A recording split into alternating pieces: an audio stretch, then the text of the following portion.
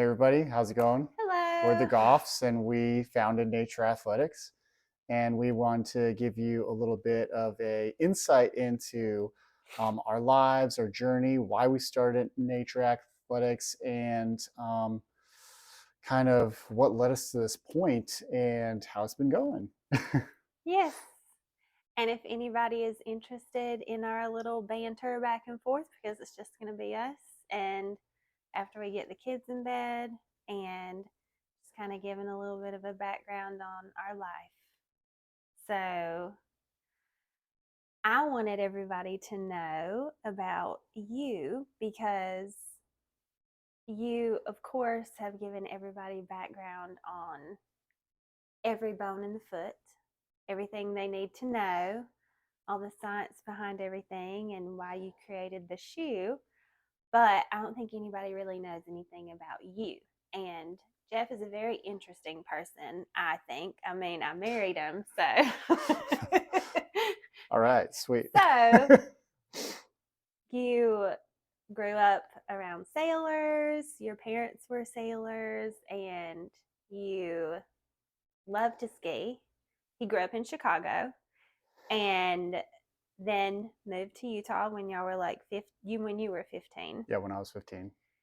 and loves to ski Mm-hmm. and hike Mm-hmm. and camp, Mm-hmm. and you're in the military and very active person.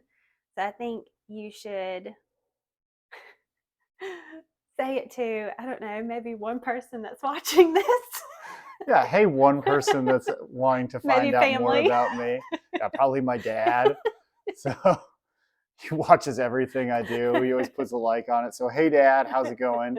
But yeah, I started out my whole entire life in Chicago, and one of my main inspirations for entrepreneurship was my dad. So thanks, Dad, because he ran his own company while I was a kid. And so I got to see what it meant to be like your own boss and kind of like a leader as well, because he was a sailboat captain.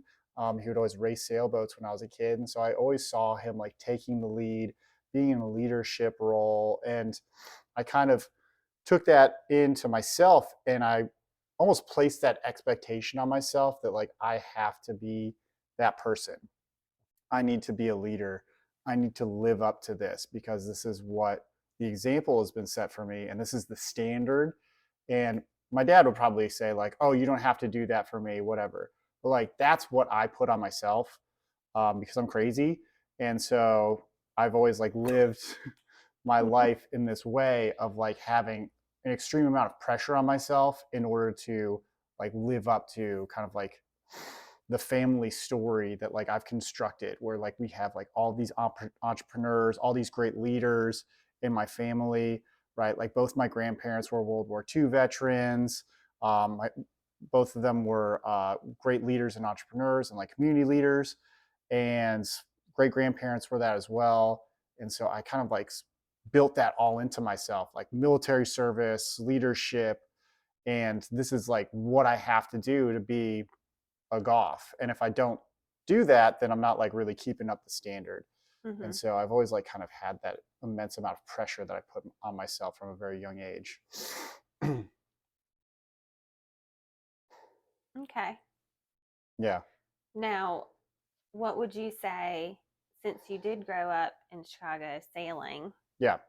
how did you get into skiing? My Norwegian heritage. So my dad was a sailboat racer, and so was my mom. Both my mom and dad were sailboat racers, and both my grandparents were sailboat racers as well, Hmm. right? So both my grandpas were sailboat racers as well, and my dad comes from Norwegian descent. And one thing that Norwegians do is they sail and they ski. Hmm. The Viking stereotype, if you will. And so that's how I kind of learned, was that my dad, from a very young age, he started sailing when he was like, I don't know, maybe 5 or 6, Hmm. sailboat racing. And then obviously he grew up on skis as well, because his dad would always take him, because his dad actually grew up in Colorado. And so he learned how to ski from a very young age, and then he taught my dad. and everybody else in the family, my uncle, my aunt. And my dad kind of always wanted to teach me how to ski, but he was forced to choose between skiing and sailing by my mom. Thanks, Mom. And so he kind of like said, I'm going to go with sailboat racing and make this my thing, because my mom was like, there's not enough time. And like, I think you can understand this. Like, now that we have young kids, like, Yeah.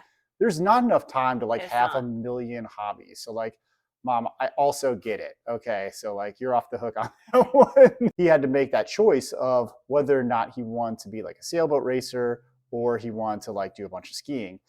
And so he chose his like main passion in life, which was sailboat racing, but always in the back of his mind, he always wanted to teach me how to ski. And I just kind of asked him one day when I was, I don't know, maybe like 10, I was just like, why have we never skied?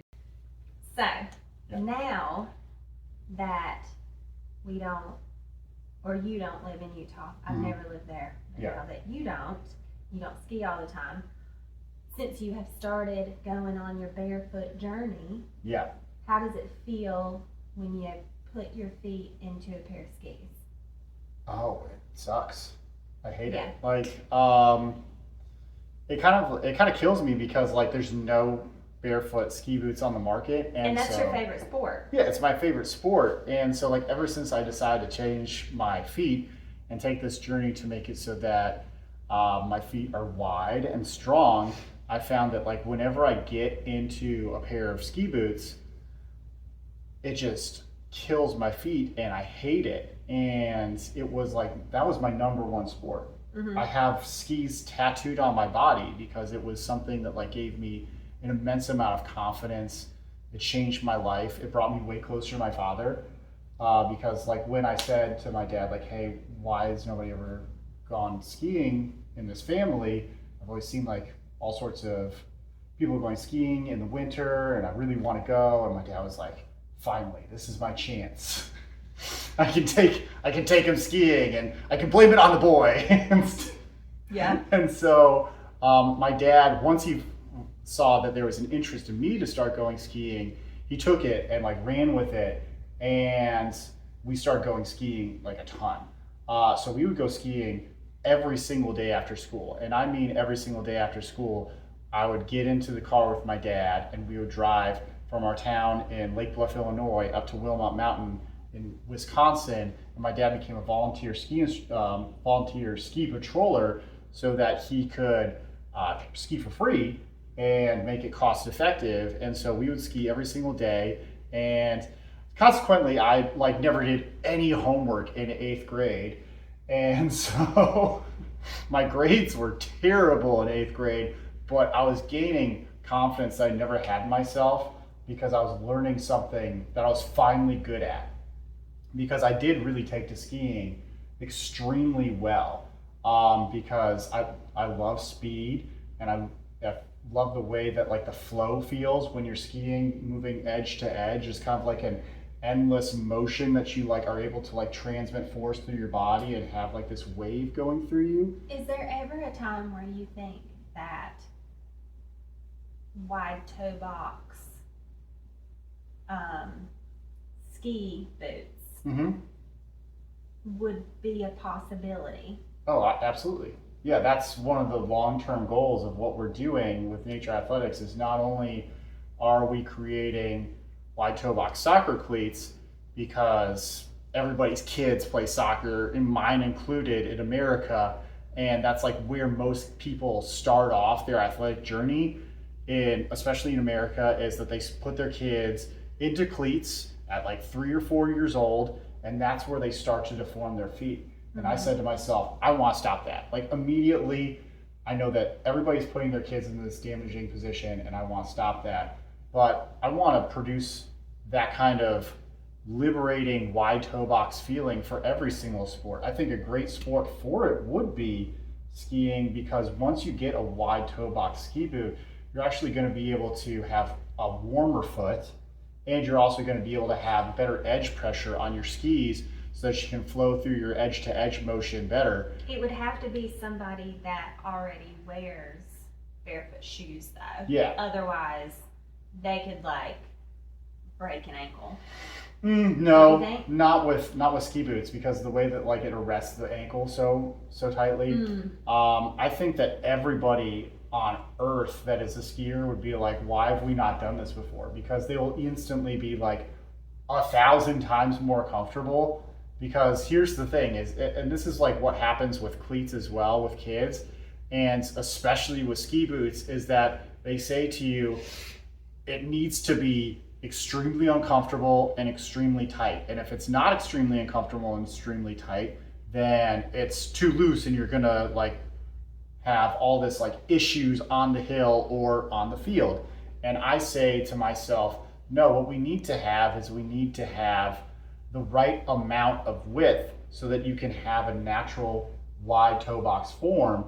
You can fill that out and still not have like a bunch of wishy-washiness, and that's why we made our cleats the way that we did, and that's why we could make wide toe box ski boots in the best way possible, because we already have that natural last where like the foot fills in the whole entire space, which naturally splays, so you don't have like that like, oh, it needs to be like as tight as possible. No, it's going to be tight, but in like the right ways where it allows you to meet the space in a fully like splayed out, good circulatory system way, so that you have better muscle usage, better circulation flow in your feet, and then you're going to also have better proprioception to be able to feel how the mountain is moving through your body, and also how like the field is moving through your body. When you're doing like hard cuts on a field, you can feel that better when you're in a wide toe box form, when you're in a natural wide toe box form.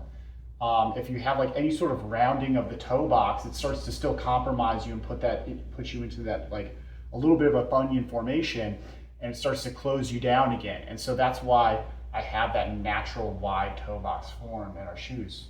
This is what brings me to my next point. Okay. Because, like I was telling you earlier about how when I was younger and I played sports. Yeah. Sports being tennis and track and band. That's a sport. That's a marching. I think so.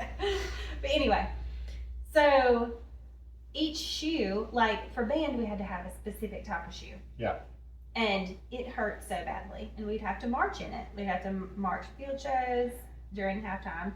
We'd have to march in parades, and you know, everything we went to, we had to wear these shoes with our band uniform. Yeah. So at the end of the parade or whatever, my dogs would be barking. Like, I mean, I could not wait to get these shoes off. Yeah. And not only that, we had these like tight socks too, like almost like a compression sock. I think, but it was like a tight sock. So I would take that off. My feet, and there wasn't really any like support to it, which is okay, but it was like pointy. And you had to walk the way we had to walk, and each band can walk like in their different style or whatever, but our school did this like heel toe. It was like that. And so at the end of whatever it was we did, I could not wait to get my shoes off. Same thing with tennis, same thing with running. And I would take my shoes off, and it was like they were so red and sore, and especially my pinky toe was like, I mean, I don't even know. It was like a blister, basically, was what my pinky toe was. But I never knew that was, you didn't have to do that. Yeah, that was wrong. I didn't know. It was just like, that's how everybody was. It was like, oh, like the sweaty socks are coming off in the band room. You know, it was just like. Everybody's suffering through this shared insanity. Yes. And it's like, the same thing in like a skiing. I didn't know that was not, like that there were options, which I don't think back then that there were options. Yeah. When we were in high school. Maybe there were and I just didn't know. No, like, they were not. It was like Nike or I don't know what our band shoes were. We had to go to like a special store. But anyway. Yeah. For anybody that doesn't know, we met old. We both graduated in 2003 from high school. Yes. So. I wasn't going to go there, but anyway. yeah, so it's just that's the way it was. Yeah. And then like, you know, you get out of school, like out in college, I was in a sorority, and Yeah. like every Thursday, I think it was, we had to like dress up in business dress. Did you do the same thing in the fraternity? We would be in like formal dress for every single weekly meeting. Yeah, exactly. We did that too, but then there was one day a week we had to do like business dress, like to our classes or whatever. It was just like what our sorority did. So heels, whatever, you know, and I mean, once again, I'm like hurting, but it's like, well, Yeah. you always are like in your mind as a woman, it's like beauty is pain. Beauty is pain. That's what they say all the time. It's crazy. And yeah, and so, you know, you go through that and then you like go to work and you do the heels and all that stuff. I think I did that until I was wearing a cute pair of wedges, broke my cuboid bone. Mm-hmm. And then ever since then, I've like wanted to wear flats or whatever. Like I can't deal with heels anymore. Like do I even own a pair anymore? Probably like ones that are like special that I just don't want to give up. But like I've never worn them. No, like, you don't wear them ever. No, like our wedding day I wore flats. In my wedding dress, I wore flats. But like, anyway, my whole point is I didn't know that like there were any sort of options, and it was just kind of like this is what you have to do. But I can't imagine like slipping my foot into a heel or an uncomfortable shoe ever again. Yeah.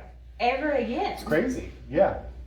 I mean, the thing about my feet is mine are like extremely like tall.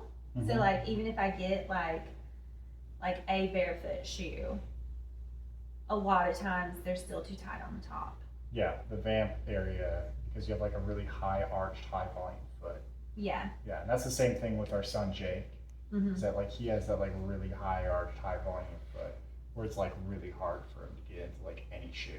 Yeah. Yeah. But I think now kids these days, there are options. But the thing is, how do you make barefoot shoes the popular option? Because kids want what other kids have. Yeah. So like, if no other kids have it, you know, we got to get them wanting it.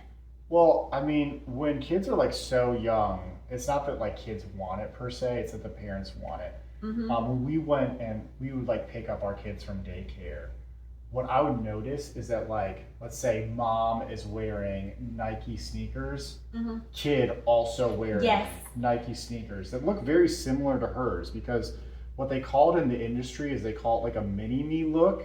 Yeah. So that like a lot of moms and dads buy shoes for their kids so that they look like them. Yeah. And so it's not really like that 3-year-old kid isn't really making any sort of like decision or choice about like how their footwear looks. It's mom that's making that choice.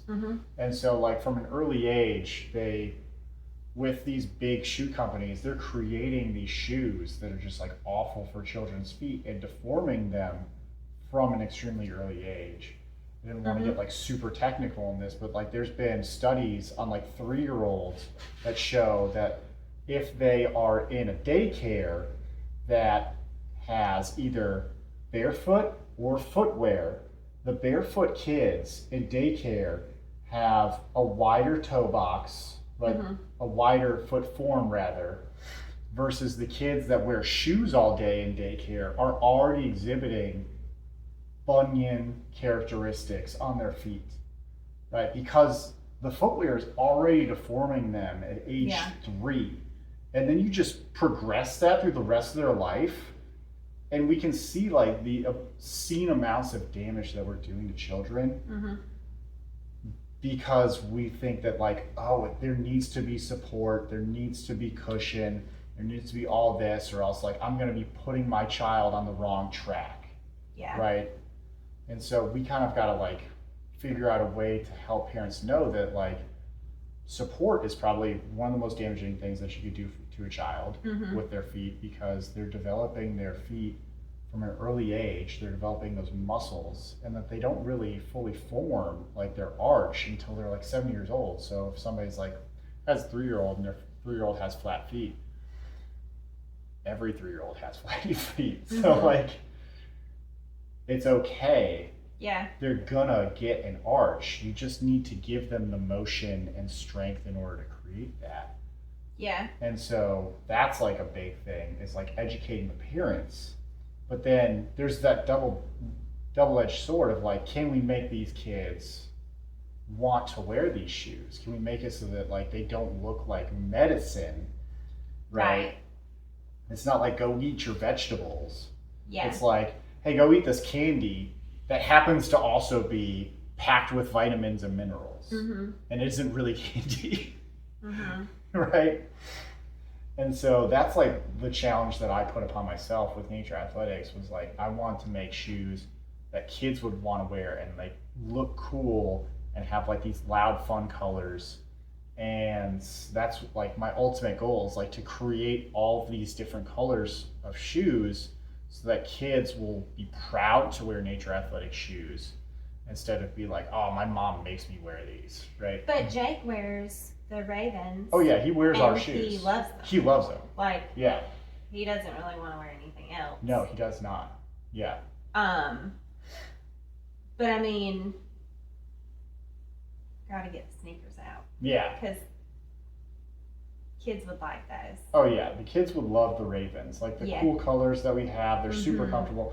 Jake's worn his Ravens all freaking year. If you look at the bottom of them, they're like completely fine. Well, he started wearing them at the beginning of the school year. It was in the fall. Yeah. Because I remember it was right before Christmas, I think. Maybe. It was sometime around Thanksgiving. Okay. Or maybe you're right. No, I think that he started at the beginning of the school year. You're thinking of kindergarten when he was wearing those yellow shoes. Oh, I don't remember. Yeah. Because anyway. like ever since like the beginning of the school year, he's been wearing the Ravens.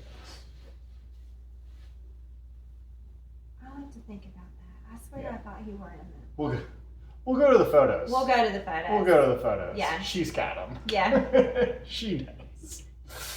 But anyway, I think basically, like you said, the moms have to, basically the moms are going to pick out what their kids are going to wear.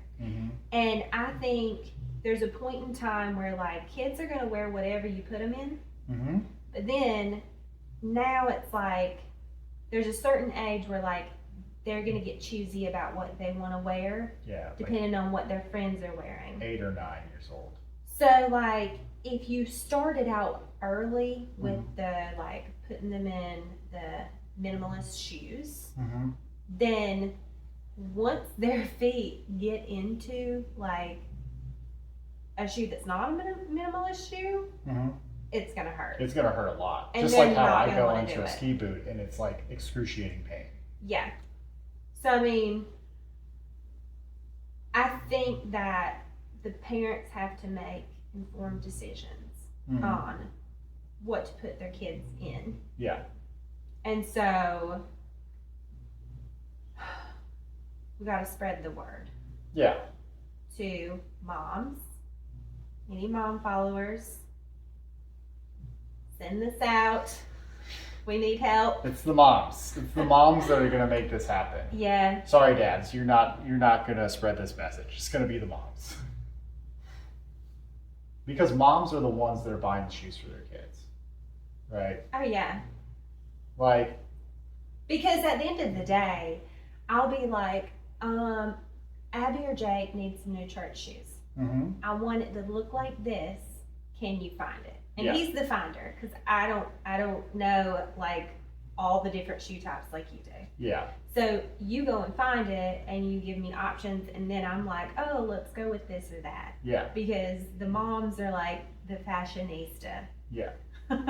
Like this is a very odd relationship that we have shoe-wise though, because like most moms would just like make that decision. Yeah. Right. But like she knows that like I'm such a crazy person when it comes to like our children's foot health, And I literally know every single barefoot brand in the world and what they But offer. too, if I think it's to the point now of like if you were to get them something, or if I were to just go to a store and get them something that's not wide, Yeah. they wouldn't wear it. Yeah, Like they I don't wouldn't. think, because Yeah. I think it would be so uncomfortable at this point because Yeah. their toes are fully splayed. Yeah. Like I don't think it would fit, and I don't think it would be comfortable. No.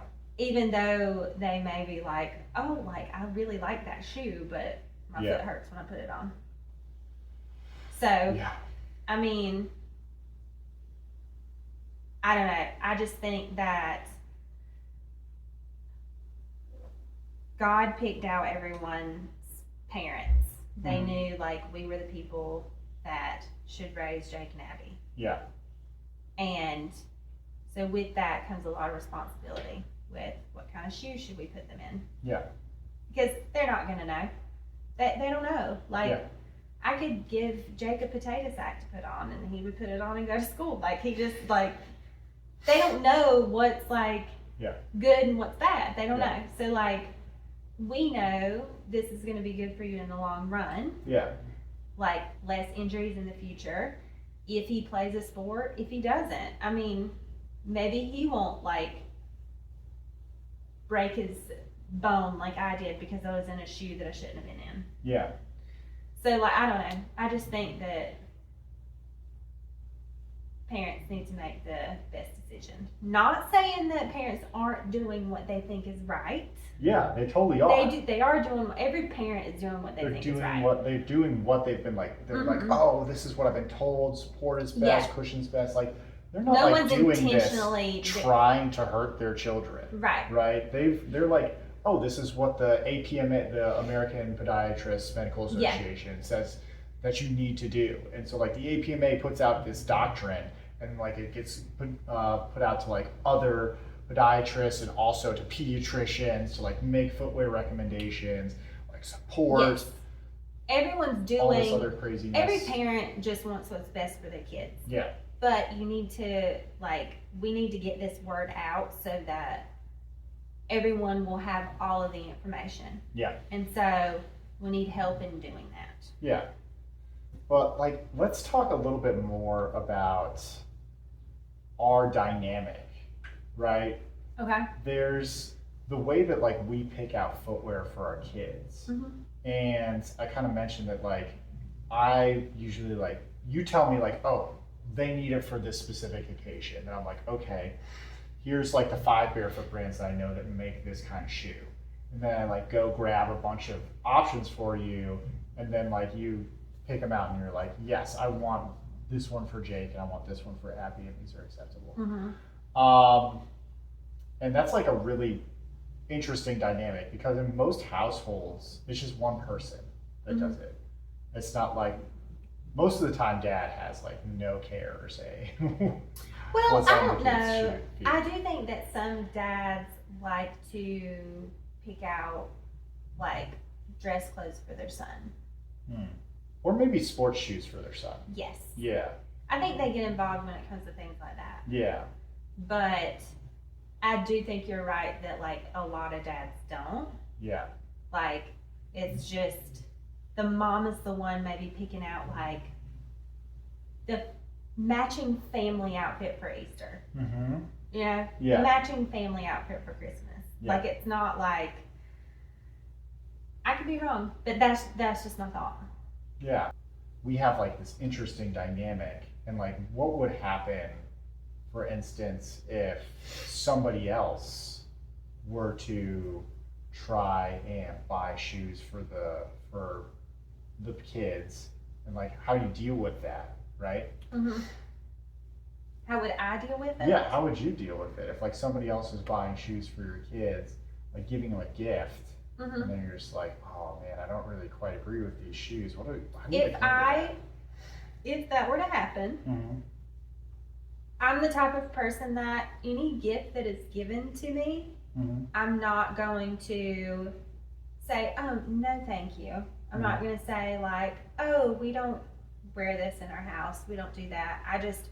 I was brought up that was like rude to do. Like if someone gives you a gift, you should be thankful that they thought of you, be thankful that they bought something for you, Yeah. and said thank you so much, and then that'd be it. Yeah. And I mean, I don't think you really have to say much more than that. Yeah. Like, if someone gives it to you and it's not something you like or you're ever going to use, they don't have to know that.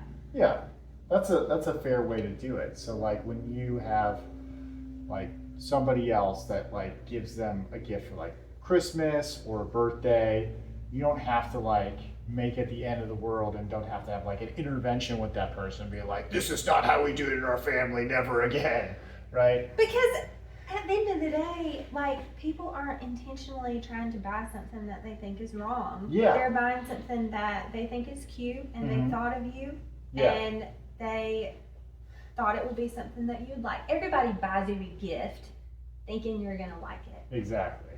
And so whether you do or you don't, they don't have to know that. Like, Yeah. just thank you very much, and that's it. Yeah. Yeah, that's a great way to do it, and that's like a great way to handle it. Like for people that like raise their kids in minimalist shoes and like feel this pressure of like, oh man, what if like something happens where like they're given like a shoe that I don't agree with? Like, how do I deal with that?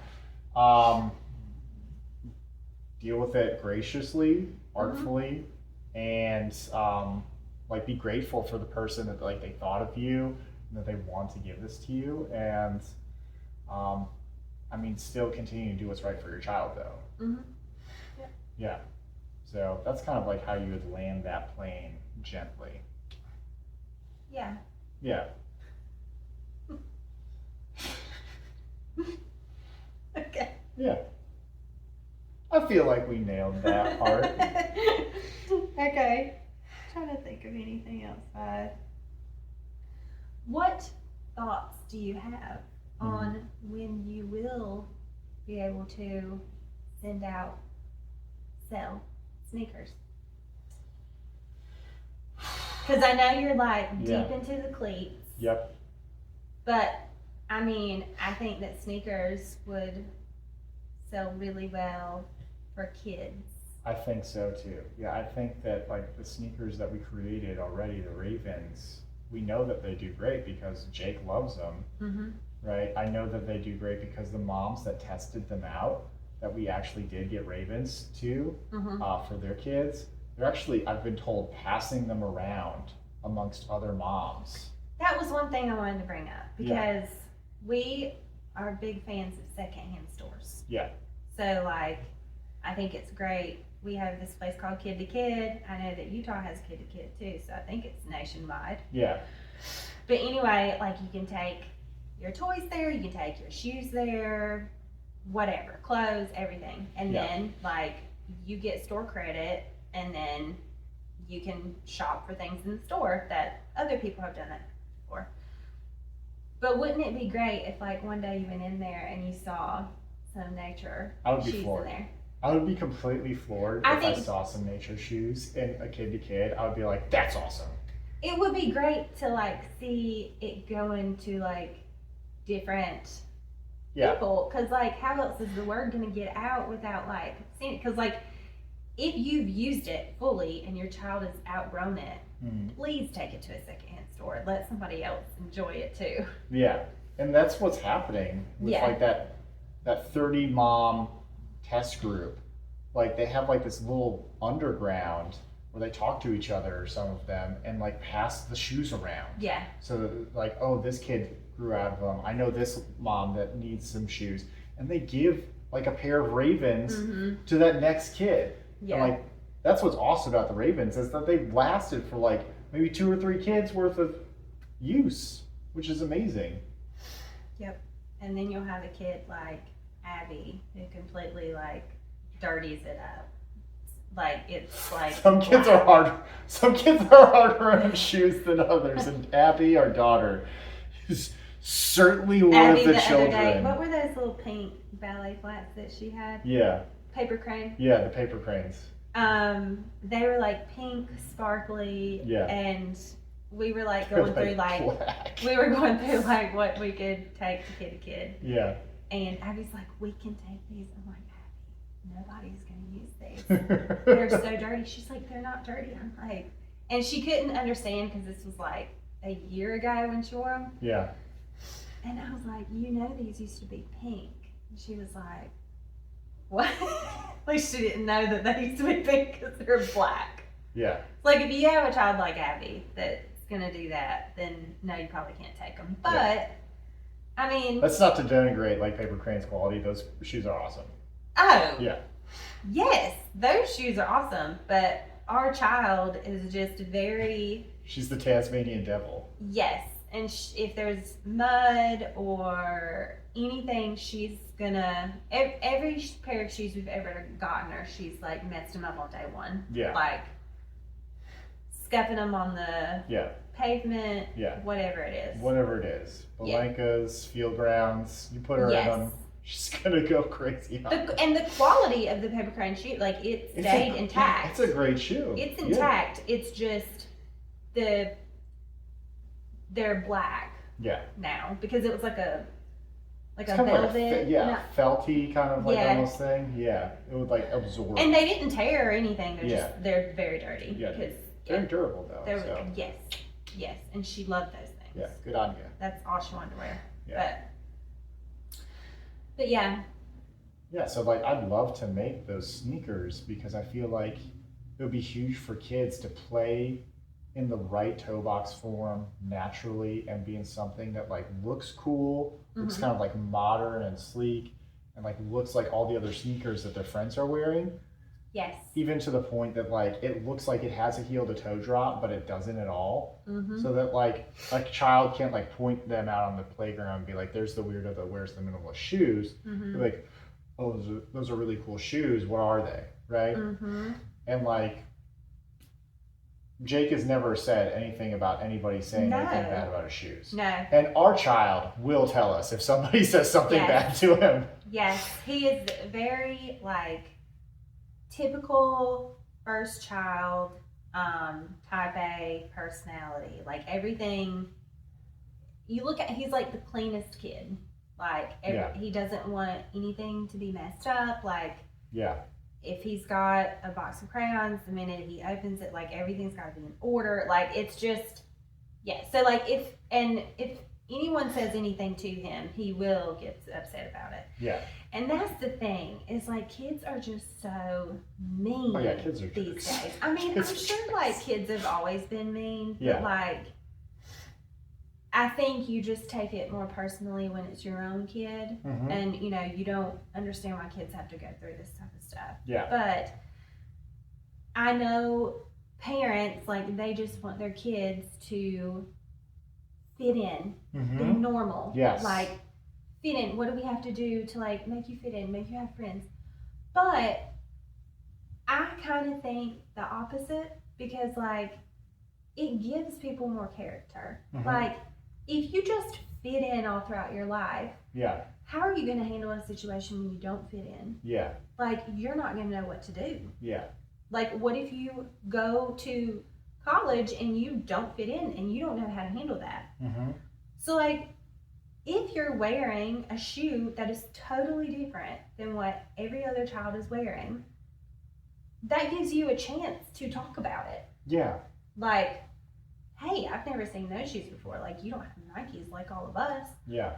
Okay, but do you see the shoes that I'm wearing? And like, my feet are actually comfortable. Do you want to take our feet off and let's go on a balance beam? Yeah. You know, like. But like, I don't know. If you ask, like, if you ask our son Jake about that, like, he has no idea. No. Right? We have not like talked to him.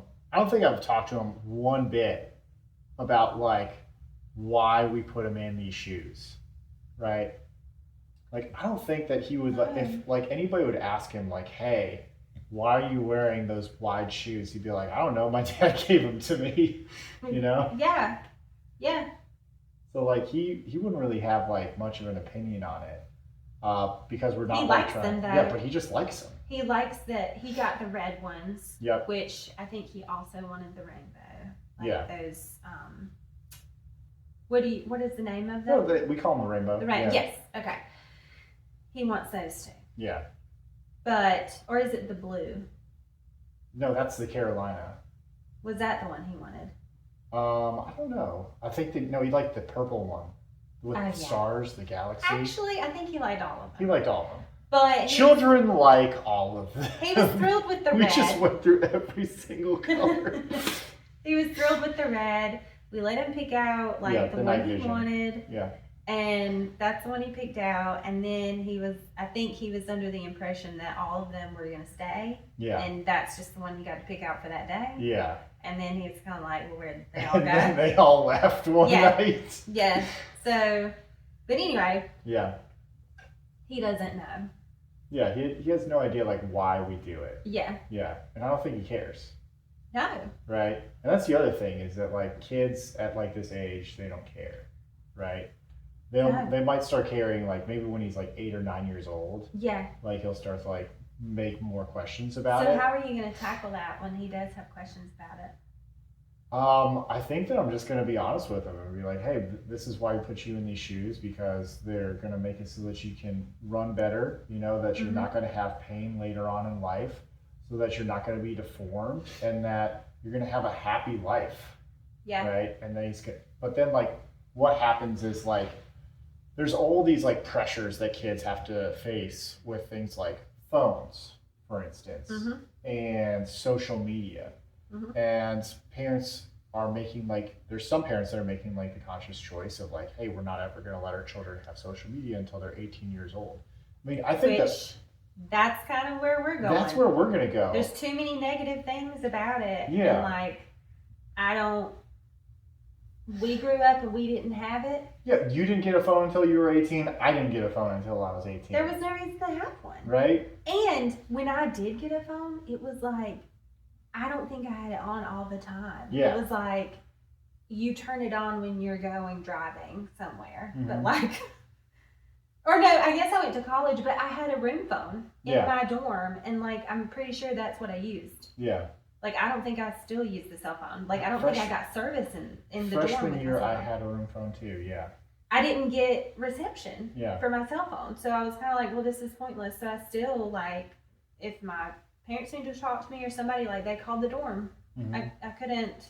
But anyway, yes, there's going to be pressures. Like, parents are going to have to make decisions on, like, what's best for my kid. Social media, not social media. Yeah. Cell phone, not a cell phone. I know there's going to be plenty of kids. Jake's already said that like kids have cell phones. Yeah. And like he wants one. Well, I'm sorry, but you're not getting one. You're not going to get one. So like my job as a parent is not to be your friend. Yeah. And not to give you what you want so that you'll like me. It's to give you what you need so that you'll live a good life. Exactly. And you'll not deal with pressures. But you know, I think like when I was growing up, it was like kind of the same thing. You know, I wasn't able to go and do stuff that like, it's prom night. Like everyone's going to like the beach to get a hotel room after prom night. I never did that. I honestly never wanted to do that. But like a lot of kids had pressure to do that. And like if you give in and do that, which whatever, fine. Like, is that the best thing for your child? No. Yeah. Is that child probably going to get left out and feel really bad that they didn't get to go to a party? Yes, they will. They're going to be mad at you. Yeah. But they get over it.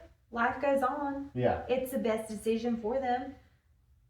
Prom night, there's a lot of car accidents, a lot of underage drinking, people getting like, some people die. I mean, it's like, this is not the best thing for your child. Yeah. You have to make that decision. It's a different level of life or death. Yeah. But it's still important. It is very important. Yeah. When you're thinking about their long-term health, and especially if they're going to do something like go into high level of competition athletics where they're going to be like in their cleats all the time. Like you look at these kids that are like 15 years old and they have like 2 ACL tears and they're trying to go to the D1 athletics level. You have to ask yourself, at what cost are you putting your child in the trendiest shoes? Right? Is it really helping them? Or are you putting them on a path towards a lifetime of pain. Mm-hmm. But you're not doing that on purpose. No. Right? Like most parents nowadays, they have no idea that like the reason why all these non-contact injuries are happening is because footwear is turning off the foot's muscles and compromising the whole entire kinetic chain from the bottom, from the foundation all the way up. Mm-hmm. They just think, oh, it's traction, it's the surface, it's artificial turf. There's all these boogeymen that like all the shoe companies are trying to like put out there and say like it's not our shoes, it's all this other stuff. Right, they'll make a million excuses, but like the second that you actually like start to investigate it and look at like what the peer-reviewed research is saying, it leads you to the point of like, oh, it's the shoes that's doing this. Once you like put all the pieces together, you can start to really put that together. And that's like a thing that we need to help parents understand, is like this is like a lifelong choice that has like lifelong consequences for children. Because as soon as like 13 years old, young female athletes start to pop off their ACLs, right? At a very high rate. And it can have lifelong detrimental outcomes because they're almost assured of having arthritis for the rest of their life. Yeah. Right? And when they pop one ACL, they're probably going to pop the other one as well. Yeah. Right? And it's not like these injuries are happening because of like hard tackles and hard fouls. 70% of ACL tears happen on a non-contact basis. Mm-hmm. Right?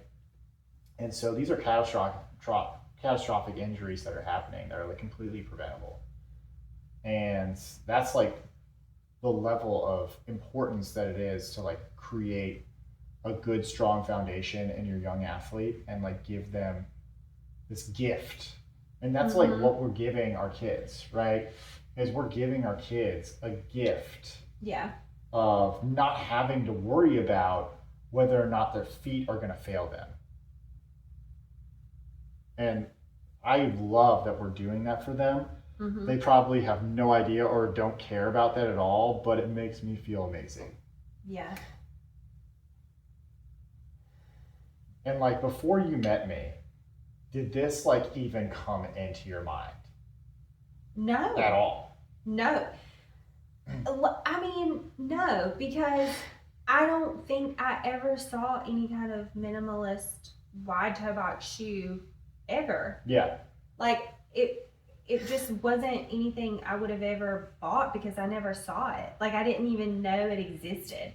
It was just like, I need to go find a shoe, and I would go and be like, well, this is the least painful of my options and it looks cute. And so that's what I would get. But at the end of the day, I'd still be in pain. Like every day getting home from work, I could not wait to take off my shoes.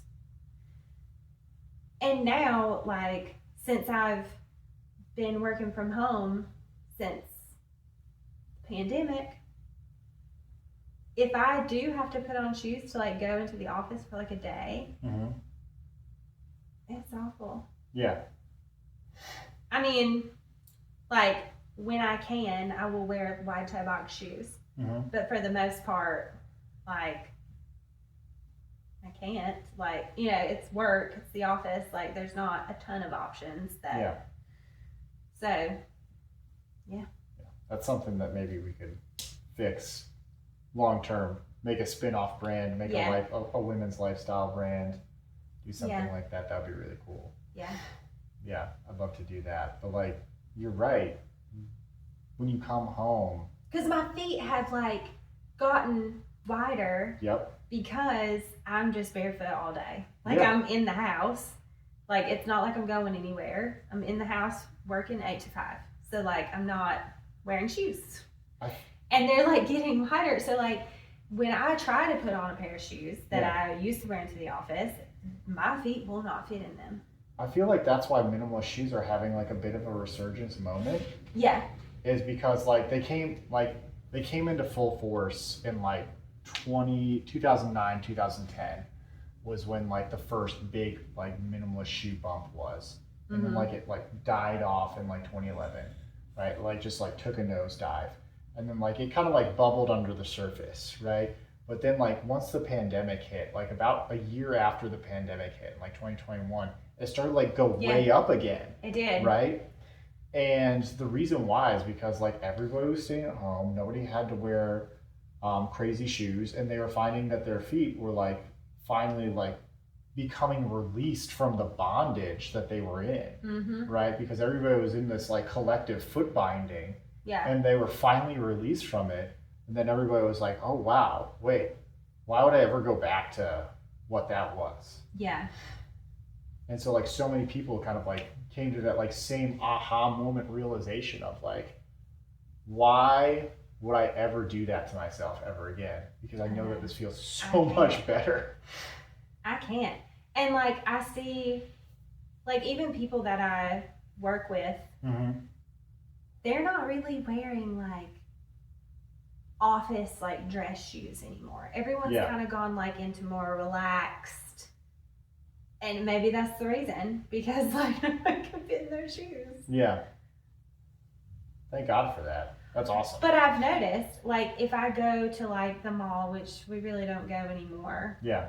But if I ever do and like peruse past the shoe section, it's the same shoes. Yeah, and they all look so awful. Out like since I was looking for shoes like 5 years ago. Yeah. Like, I mean, it's the same shoe. There's not really new dress shoes out. It's the same ones. They haven't changed. They've not changed, but what has is the minimalist shoes. Yeah. Like those, it's like. Yeah, it's growing. It's growing so much. Like I loved when I went to the Anya's Reviews Expo and like saw like the breadth of like everybody coming in and like loving what they're seeing. Like there were people that are just like, I never thought I would see like everything here together. And it, like there were people that were like kids in candy stores just like running around. They had like a million shoe boxes, right? It was awesome to see like people just like so juiced up to have like all those different options, because there were people that had like dress shoes and like running shoes and like all sorts of different stuff was like represented there. Me with the cleats, so that people had like their eyes open to like the minimalist shoe movement isn't just running shoes, it's everything shoes, which is awesome. And that's like what I want to do with more and more sports, is I want to open it up to not just be like cleats. Cleats is a great starting point because, like I said, that's where like everybody's putting their kids into at first, and that's where we can affect the most amount of change for the next generation. The is like kids' start them cleats off. are just so like, I mean, tennis shoes are like tight, but cleats are just very, very tight. So I understand that that's like needed first. But I mean, it'll be exciting when you can get all of the different colors out, because now it's just the black, which it's great. Like I mean, you know, people still want it. But it'll be exciting when you can see like all the different cool colors, the horizon, the dawn, the sunset. It'll be awesome when I'm able to get all those at the roots, so that people can like have those choices of all the fun colors. Oh man, there's just so much cool stuff that we want to do with Natur Athletics. There's such a great roadmap that we have of like our next steps and exactly how we do it. It's just, we need to get the word out so that we can continue to grow, so that we can grow our sales, so that the growth of sales can finance and support the growth of our plans and like what we already developed to get it out into the public. So I mean, like I said, like you said as well, moms, tell every single mom you know. This is super important. Moms, if you don't know that there's options for your kids, he's the person you need to go to. Got all the information. Gets very technical. So if you need somebody that's not so technical, you can talk to me, and I'll kind of talk to you about how like it's not supposed to hurt.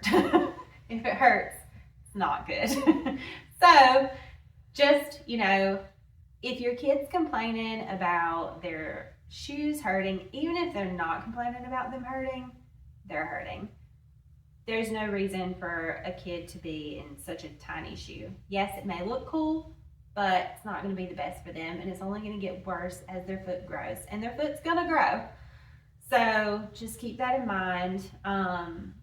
You know, like I said, we are given the responsibility to do what's best for our kids at all times, and it may not be the most favored rule to set in place, but it's definitely going to pay off in the long run. So spread the word to all moms out there, and this is just our little chat session. Yeah. Thank you so much for joining us and listening to like our journey and why we created the shoes that we made, and kind of like a peer into how we do things as a family and why we believe in this for our family and for everybody else's families, because we just want to spread the gift of natural movement and natural foot development to the world so that we can get rid of the hurt, the pain, the dysfunction, the anguish that has been wrought by the conventional footwear industry, and create this natural movement revolution so that we can help everybody grow better with Natur Athletics. Yes. And we promise we won't talk about feet every single time. But it will come up. Oh yeah, it's gonna come up. It's gonna come up. I can weasel that into any conversation, so rest assured. Okay, well, thank you, everybody. Thanks for joining us. Bye.